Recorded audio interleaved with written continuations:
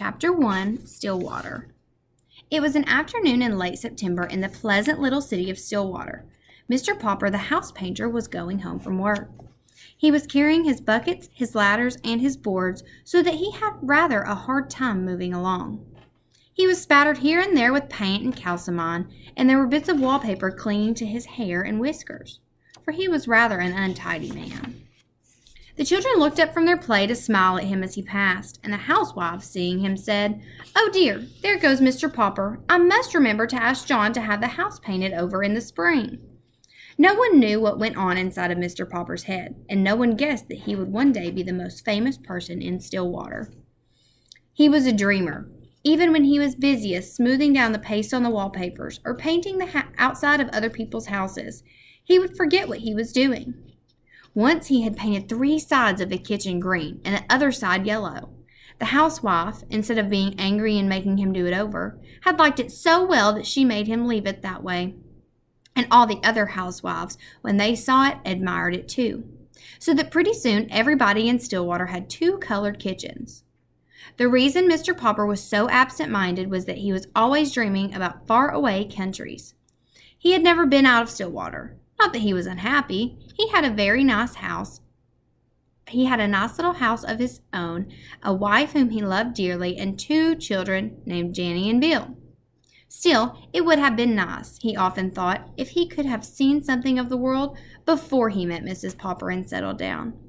He had never hunted tigers in India, or climbed the peaks of the Himalayas, or dived for pearls in the South Seas, and above all, he had never seen the poles. That was what he regretted the most. He had never seen those great, shining, white expanses of ice and snow. How he wished that he had been a scientist instead of a house painter in Stillwater, so that he might have joined some of the great polar expeditions. Since he could not go, he was always thinking about them. Whenever he heard that a polar movie was in town, he was the first person at the ticket window, and often he sat through 3 shows. Whenever the town library had a new book about the Arctic or the Antarctic, the North Pole and the South Pole, Mr. Popper was the first to borrow it. Indeed, he had read so much about polar explorers that he could name all of them and tell you what each had done. He was quite an authority on the subject. His evenings were the best time of all. Then he could sit down in his little house and read about those cold regions at the top and bottom of the earth. As he read, he could take the little globe that Janny and Bill had given him the Christmas before and search out the exact spot he was reading about. So now, as he made his way through the streets, he was happy because the day was over and because it was the end of September. When he came to the gate of the neat little bungalow at 432 Proudfoot Avenue, he turned in. "Well, my love," he said, setting down his buckets and ladders and boards, and kissing Mrs. Popper. "The decorating season is over. I have painted all the kitchens in Stillwater. I have papered all the rooms in the new apartment building on Elm Street. There is no more work until spring, when people will want their houses painted."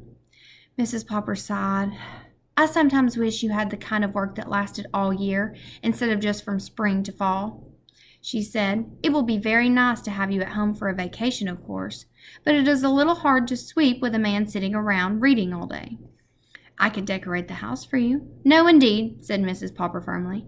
"Last year you painted the bathroom 4 different times because you had nothing else to do. And I think that is enough of that. But what worries me is the money. I have saved a little, and I dare say we can get along as we have other winters. No more roast beef, no more ice cream, not even on Sundays." "Shall we have beans every day?" asked Janny and Bill, coming in from play. "I'm afraid so," said Mrs. Popper. "Anyway, go wash your hands for supper, and Papa put away his litter of paints because you won't be needing them for quite a while." Chapter 2, The Voice in the Air. That evening, when the Poppers had been put to bed, Mr. and Mrs. Popper settled down for a long, quiet evening. The neat living room at 432 Proudfoot Avenue was much like all the other living rooms in Stillwater, except that the walls were hung with pictures from the National Geographic magazine.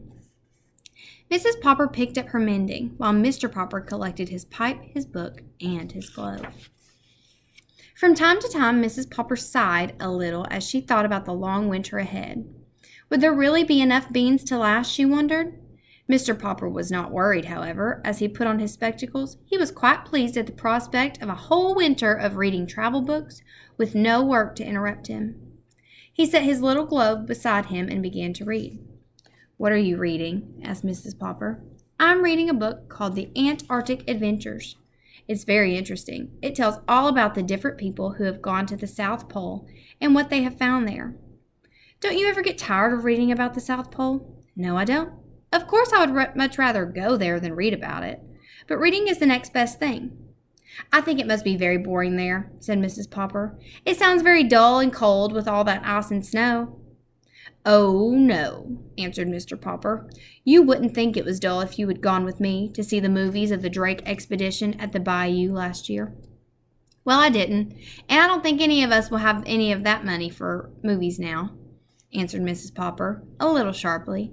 She was not at all a disagreeable woman, but sometimes got rather cross when she was worried about money. "If you had gone, my love," went on Mr. Popper, "you would have seen how beautiful the Antarctic is. But I think the nicest part of all is the penguins. No wonder all the men that on that expedition had such a good time playing with them. They are the funniest birds in the world. They don't fly like other birds. They walk erect like men. When they get tired of walking, they just lie down on their stomachs and slide. It would be very nice to have one for a pet." "Pets?" said Mrs. Popper. "First it's Bill wanting a dog, then Janny begging for a kitten. Now you and penguins? But I won't have any pets around. They make too much dirt in the house, and I have enough work now trying to keep this place tidy, to say nothing of what it costs to feed a pet. Anyway, we have the bowl of goldfish." "Penguins are very intelligent," continued Mr. Popper. "Listen to this, Mama. It says here that when they want to catch some shrimps, they all crowd over to the edge of an ice bank. Only they don't just jump in, because a sea leopard might be wanting to eat the penguins. So they crowd and push until they manage to shove one penguin off to see if it's safe. If he doesn't get eaten up, the rest of them know it's safe for them all to jump in." "Dear me," said Mrs. Popper in a shocked tone. "They sound to me like pretty heathen birds." "It's a queer thing," said Mr. Popper, "that all the polar bears live in the North Pole and the penguins at the South Pole. I should think the penguins would like the North Pole too, if they only knew how to get there." At 10 o'clock, Mrs. Popper yawned and laid down her mending. "Well, you can go on reading about those heathen birds, but I'm going to bed. Tomorrow is Thursday, September 30th, and I have to go to the first meeting of the Ladies' Aid and Missionary Society." "September 30th, said Mr. Popper in an excited tone. "You don't mean that tonight is Wednesday, September 29th? "Why, yes, I suppose it is, but what of it?" Mr. Popper put down his book of Antarctic adventures and moved hastily to the radio. "What of it?" he repeated, pushing the switch. "Why, this is the night the Drake Antarctic expedition is going to start broadcasting." "That's nothing," said Mrs. Popper. "Just a lot of men at the bottom of the world saying, 'Hello, Mama, hello, Papa.'" "Shh," commanded Mr. Popper, laying his ear close to the radio. There was a buzz, and then suddenly from the South Pole a faint voice floated out into the Popper living room. "This is Admiral Drake speaking. Hello, Mama. Hello, Papa. Hello, Mr. Popper." "Gracious goodness!" exclaimed Mrs. Popper. Did he say Papa or Popper?" "Hello, Mr. Popper, up there in Stillwater. Thanks for your nice letter about the pictures of our last expedition.